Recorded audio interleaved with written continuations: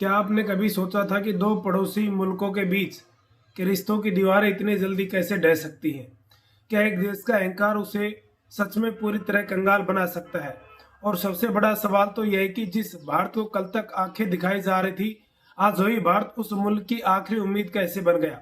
दोस्तों, कल तक जो बांग्लादेश चीन के दम पर उछल रहा था, आज उसे अचानक 440 वोट का बड़ा झटका कैसे लगा?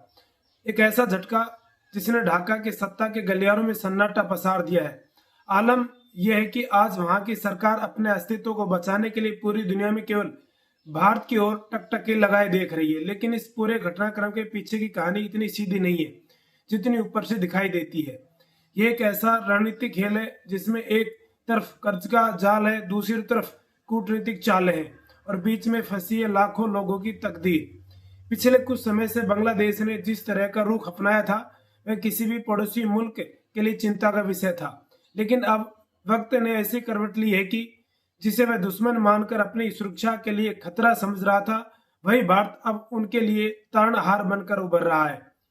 ये इतिहास एक बहुत बड़ा इत्तेफाक ही है कि जिस मुल्क को भारत ने अपने खून और पसीने से सींच करके एक पहचान दी थी, वही आज अपनी गलतियों की सजा भुगत रहा है। लेकिन कहते हैं कि सुबह का भूला अगर शाम को घर आ जाए तो उसे भूला नहीं कहते। आज वही हाल हमारे इस पड़ोसी का हो चुका है, बांग्लादेश का। हमारी सीमा पर रोज नए विवाद खड़े करने वाला बांग्लादेश अब भारत के सामने पूरी तरह से झुकने को तैयार है। लेकिन भारत की अपनी मर्यादा है और भारत की अपनी रणनीति भी। नई दिल्ली अब यह अच्छी तरह समझ चुकी है कि भावनाओं में बहकर लिए गए फैसले अक्सर भारी पड़ते हैं। इसलिए भारत ने भी एक ऐसी चाल चल दी है जिसने बांग्लादेश को हिलाकर रख दिया है। इस पूरी कहानी को समझने के लिए हमें उस पर्दे को हटाना होगा जो पिछले कुछ समय से चीन ने इन देशों को ऊपर डाल रखा था। चीन की यह पुरानी और बेहद खतरनाक आदत रही है कि वह पहले विकासशील देशों को विकास के सुनहरे सपने दिखाता है, उन्हें भारी भरकम कर्ज देता है। जब वे देश इस कर्ज के जाल में पूरी तरह उलझ जाते हैं तो चीन अपनी असली औकात दिखाता है। चीन का मकसद कभी भी किसी देश का विकास नहीं रहा, बल्कि उसका लक्ष्य हमेशा से उन देशों की संपत्तियों को हथियाना और वहां अपने सैन्य उपस्थिति दर्ज कराना रहा है। पिछले साल जब वहां की अंतरिम व्यवस्था चल रही थी, तब अपनी अर्थव्यवस्था को संभालने के नाम पर चीन से अरबों डॉलर का भारी भरकम कर्ज लिया था बांग्लादेश ने। उस समय उन्हें लगा कि चीन उसका सबसे बड़ा मददगार है, दोस्त है। लेकिन उन्हें यह नहीं पता था कि यह मदद नहीं बल्कि उनके गले में डाला गया ऐसा फंदा है जो वक्त आने पर उनका दम घोट देगा। जैसे ही वहां लोकतांत्रिक तरीके से नई सरकार का गठन हुआ, चीन ने अपना असली रंग दिखाना शुरू कर दिया। उसने अपनी कूटनीतिक बदलते हुए रातों रात इस अरबों डॉलर के कर्ज की तुरंत वापसी की मांग कर दी। ये मांग इतनी अचानक थी कि ढाका की सरकार कांप उठी। ये सब तब हो रहा था जब वहां का सियासी पारा पहले से ही ऊपर चढ़ा हुआ था। चीन को लगने लगा कि भारत अब बांग्लादेश में एक बड़ा गेम खेलने वाला है और वहां की सत्ता में परिवर्तन होना लगभग तय है। चीन को डर है कि अगर वहां की सरकार बदल गई तो उसके अरबों डॉलर डूब जाएंगे। बीजिंग के हुक्मरानों को यह डर सता रहा है, उनके निवेश की गई पूरी रकम मिट्टी में मिल जाएगी। इसीलिए उसने सोचा कि समय रहते अपना पैसा निकाल लेना चाहिए। पूरा देश आर्थिक रूप से पूरी तरह से ढह गया है या ढह जाएगा बांग्लादेश। ऐसी मुश्किल घड़ी में जब कोई भी दूसरा मुल्क उन्हें बिना बड़ी और कठोर शर्तों के मदद देने को तैयार नहीं है, तब बांग्लादेश के प्रधानमंत्री को समझ में आया कि इस भौर से उन्हें केवल और केवल भारत ही बाहर निकाल सकता है। यही कारण है कि उन्होंने सीधे नई दिल्ली से संपर्क साधा और चीन के इस कर्ज के जाल से बचाने की गुहार लगाई। अब सवाल यह उठता है कि क्या भारत इस गुहार पर तुरंत पिघल जाएगा या फिर इसके पीछे एक बहुत बड़ी रणनीतिक सोच काम कर रही है। भारत भी इस मौके का पूरा इस्तेमाल करने के लिए तैयार है, क्योंकि अंतर्राष्ट्रीय राजनीति में भावनाएं नहीं बल्कि केवल राष्ट्र हित काम करता है। अब बात करते हैं उस संवेदनशील मोड की जब प्रधानमंत्री का यह संदेश पहुंचा। सीधे नई दिल्ली के साउथ ब्लॉक में बैठे नीति निर्माताओं के पास पहुंचा। अंतर्राष्ट्रीय राजनीति के गलियारों में एक पुरानी कहावत मशहूर है कि राजनीति में न तो कोई स्थायी दोस्त होता है, न कोई स्थायी दुश्मन। यहाँ सिर्फ और सिर्फ राष्ट्र हित का पहिया घूमता है। साल 1971 में भारत ने अपने वीर जवानों की शहादत देकर जिस मुल्क को एक नई पहचान दी थी, पिछले कुछ महीनों में वहां जिस तरह का भारत विरोधी माहौल बनाने की कोशिश की, उसने भारत की कूटनीति को बेहद सतर्क और चतुर बना दिया है। यही वजह है कि जब पड़ोसी देश ने चीन की इस भारी भरकम कर्ज के जाल से बचाने की भावुक गुहार लगाई तो भारत ने तुरंत हाँ नहीं कहा। नई दिल्ली से आई एक रहस्यमयी खामोशी ने बांग्लादेश के सत्ता के गलियारों में ऐसी बेचैनी पैदा कर दी जिसकी कल्पना भी नहीं की गई थी। बांग्लादेश की सरकार ये बहुत अच्छी तरह से जानती थी कि इस समय पूरी दुनिया में भारत के अलावा कोई भी बांग्लादेश की मदद नहीं कर सकता।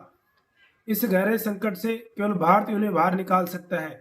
चीन की ओर से दिए गए 30 दिनों के कड़े अल्टीमेटम की घड़ी टिक टिक करके आगे बढ़ रही थी और वहां के खजाने में जरूरी व्यापार चलाने के लिए भी डॉलर का एक टुकड़ा नहीं बचा। ऐसे में भारत की तरफ से कोई भी जल्दबाजी न दिखाना यह साफ संकेत था कि इस बार मदद मुफ्त में नहीं मिलने वाली है। यह वही क्षण है जब पर्दे के पीछे से भारत ने अपनी वह कूटनीतिक चाल चल दी जिसकी उम्मीद बांग्लादेश ने अपने सबसे बुरे सपने भी में नहीं की थी। भारत ने मदद का हाथ बढ़ाने के लिए एक बेदगुप्त और ऐतिहासिक शर्तों की पूरी सूची सामने रख दी और शर्तें इतनी कड़ी दूरगामी रणनीतिक रूप से महत्वपूर्ण है कि इन्हें सुनते ही बांग्लादेश नीति निर्माताओं के पैरों की तले जमीन खिसक गई। इन शर्तों को मानने का सीधा मतलब है कि बांग्लादेश की पूरी विदेश नीति और रणनीतिक दिशा हमेशा के लिए बदल जाएगी। सत्ता के गलियारों में इस बात को लेकर भी भारी हड़कंप मचा हुआ है कि अगर वे इन शर्तों को मानते हैं तो चीन हमेशा के लिए उनके देश से बाहर हो जाएगा, अगर नहीं मानते तो 30 दिनों के भीतर पूरा देश कंगाल होने की कगार पर पहुंच गया। लेकिन हर कोई अब यही सोच रहा है कि आखिर भारत ने वह कौन सी 3 महा शर्तें रख दी जिसने पड़ोसी मुल्क बांग्लादेश को पूरी तरह घुटनों पर ला दिया है। दोस्तों, कल तक जो बांग्लादेश मुल्क विदेशी ताकतों की सह पर हमारे वीर जवानों को आंखें दिखाने की हिमाकत कर रहा था, आज वही मुल्क भारत की इस कूटनीतिक चाल के सामने नतमस्तक होने को मजबूर हो गया, झुक गया है। भारत की इस जबरदस्त और अडिग कूटनीति के सामने में वीडियो पर एक लाइक तो बनता ही है। अभी कभी वीडियो को लाइक कर दीजिए ताकि यह गर्व भारी जो खबर है, बड़ी खबर है, देश के कोने कोने तक पहुंचे। कमेंट बॉक्स में जो उसके साथ जय हिंद जरूर लिखिए और आज देखना चाहते हैं कितने सच्चे देशभक्त कमेंट बॉक्स में तिरंगे के साथ कमेंट करते हैं। अगर आप भी यही चाहते हैं कि हमारा भारत दुनिया के हर मंच पर इसी तरह अपनी आत्मनिर्भरता और ताकत का लोहा मनवाता रहे, तुरंत नीचे दिए गए बटन को दबाकर हमारे चैनल को अभी सब्सक्राइब कर लीजिए और नोटिफिकेशन घंटी को दबाना बिल्कुल मत भूलिएगा। अब सीधे चलते इस रणनीतिक खेल के सबसे बड़े और सबसे निर्णायक मोड़ की तरफ जहां सब कुछ बदलने वाला है। बांग्लादेश के सत्ता के गलियारों में इस समय जो बेचैनी है उसे शब्दों में बयां करना मुश्किल है। एक तरफ चीन की 30 दिनों की समय सीमा एक घड़ी की तरह आगे बढ़ रही, समय की तरह आगे बढ़ रही। दूसरी तरफ नई दिल्ली की रणनीति खामोशी उनके ऊपर मनोवैज्ञानिक दबाव को हर बीते घंटे और गहरा करती जा रही है। बांग्लादेश के बड़े बड़े नीति निर्धारक बंद कमरों में मैराथन बैठकें कर रहे हैं। आखिर भारत की कूटनीतिक चक्रव्यूह को से कैसे निकला जाए, वे बहुत अच्छी तरह जानते हैं कि आज भारत की वैश्विक साख और आर्थिक ताकत उस मुकाम पर पहुंच चुकी है जहां अमेरिका और यूरोप के बड़े बड़े मुल्क भी भारत के फैसलों का सम्मान करते हैं। ऐसे में अगर भारत ने हाथ खींच लिया तो बांग्लादेश को अंतर्राष्ट्रीय मंच पर दिवालिया घोषित होने की दिशा में कोई भी नहीं रोक सकता। इस पूरे खेल का एक और बहुत ही दिलचस्प पहलू है बीजिंग में बैठी कम्युनिस्ट सरकार की बौखलाहट। चीन ने सोचा था कि वह इस $2 अरब के कर्ज का जाल फेंककर पड़ोसी देश को श्रीलंका और पाकिस्तान की तरह हमेशा के लिए अपना गुलाम बना लेगा। उसका नापाक मंसूबा था कि जब यह मुल्क कर्ज नहीं चुका पाएगा तो वह बंगाल की खाड़ी की रणनीतिक बंदरगाहों पर अपनी सेना लाकर बैठ जाएगा। लेकिन जैसे चीन को भनक लगी कि बांग्लादेश ने गुपचुप तरीके से भारत से मदद मांग ली है और भारत ने पर्दे के पीछे से अपनी शर्तें रख दी है, बीजिंग के हुक्मरानों की सत्ता की नींद उड़ गई है। चीन को डर सता रहा है कि उसका अरबों डॉलर का निवेश तो डूबेगा, साथ ही भारत को घेरने की उसकी वर्षों पुरानी साजिश भी हमेशा के लिए दफन हो जाएगी। लेकिन सबसे बड़ा सस्पेंस तो भारत की उस सीक्रेट फाइल में बंद है जो नई दिल्ली से ढाका भेजी गई है। वहां के कूटनीतिक गलियारों में फुसफुसाहट चल रही है कि भारत को ये शर्तें सिर्फ पैसे के लेन देन से जुड़ी नहीं है, बल्कि ये कुछ ऐसा है जो आने वाले 100 सालों के लिए पूरे दक्षिण एशिया का भूगोल और इतिहास बदल कर रख देंगे। हर कोई बस यही कयास लगा रहा है कि आखिर भारत ने ऐसा क्या मांग लिया है जिसने बांग्लादेश की नई सरकार को धर्म संकट में डाल दिया है। एक ऐसी शर्त जो सीधे भारत के पूर्वोत्तर राज्यों की सुरक्षा से जुड़ी है, एक ऐसी शर्त जो समंदर की लहरों पर भारत का एक छत्र राज कायम कर देगी और एक ऐसी शर्त जो चीन के वजूद को पूरे इलाके से मिटा देगी। दोस्तों, जैसे जैसे चीन के उस कड़े अल्टीमेटम के दिन कम होते जा रहे हैं। ढाका के ऊपर का मनोवैज्ञानिक दबाव अब असहनीय होता जा रहा है। यह मामला सिर्फ भारत और बांग्लादेश के बीच का नहीं रह गया, बल्कि वाशिंगटन से लेकर लंदन तक के बड़े बड़े रक्षा और कूटनीतिक थिंक टैंक्स की नजर इस वक्त नई दिल्ली की उस सीक्रेट फाइल पर टिकी हुई है। विदेशी मीडिया में लगातार यह कयास लगाया जा रहा है कि भारत इस बार दक्षिण एशिया की पूरी राजनीति को एक नया मोड़ देने जा रहा है। अमेरिका और यूरोपियन देश भी पर्दे के पीछे से इस पूरे घटनाक्रम को बहुत करीबी से देख रहे हैं, क्योंकि वे भी जानते हैं कि इस इलाके में चीन के बढ़ते आर्थिक प्रभाव का अगर कोई ताकत रोक सकती है तो सिर्फ और सिर्फ भारत ही है। पड़ोसी मुल्क के भीतर भी इस वक्त जो दो फाड़ हो चुके हैं।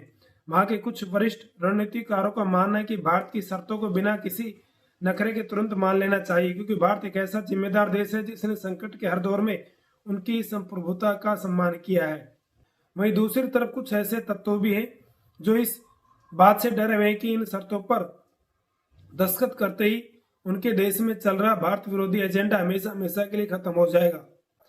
लेकिन समय उनके हाथ से रेत की तरह फिसल रहा है। चीन की तरफ से रोजाना आ रहे कड़े संदेशों ने ढाका को यह साफ समझा दिया है कि बीजिंग को उनके संकट से कोई सरोकार नहीं है। उसे सिर्फ अपने $2 अरब की तुरंत वापसी चाहिए। अब ढाका के पास सोचने या पीछे हटने का कोई रास्ता नहीं बचा है। भारत ने अपनी इस कूटनीतिक चाल का बांग्लादेश को जवाब दे दिया है। अब देखते हैं वो क्या शर्तें थी और बांग्लादेश ने क्या वो शर्तें मानी नहीं मानी, ये आने वाले हम नेक्स्ट वीडियो में आपको बताएंगे। तब तक हमारे साथ जुड़े रहिए। देखते हैं कि क्या बांग्लादेश ने वो शर्तें मानी और वो कौन कौन सी शर्तें थी जो भारत के द्वारा बांग्लादेश को भेजी गई। तो मेरे साथ जुड़े रहिए। आज ही मेरे चैनल को अभी फॉलो और सब्सक्राइब कर लीजिए, वीडियो को लाइक कर दीजिए और कमेंट कीजिएगा। बताइए क्या भारत ने शर्तें सही रखी, क्या भारत की चाल सही है। मिलते अगले वीडियो में। धन्यवाद। जय हिंद, जय भारत।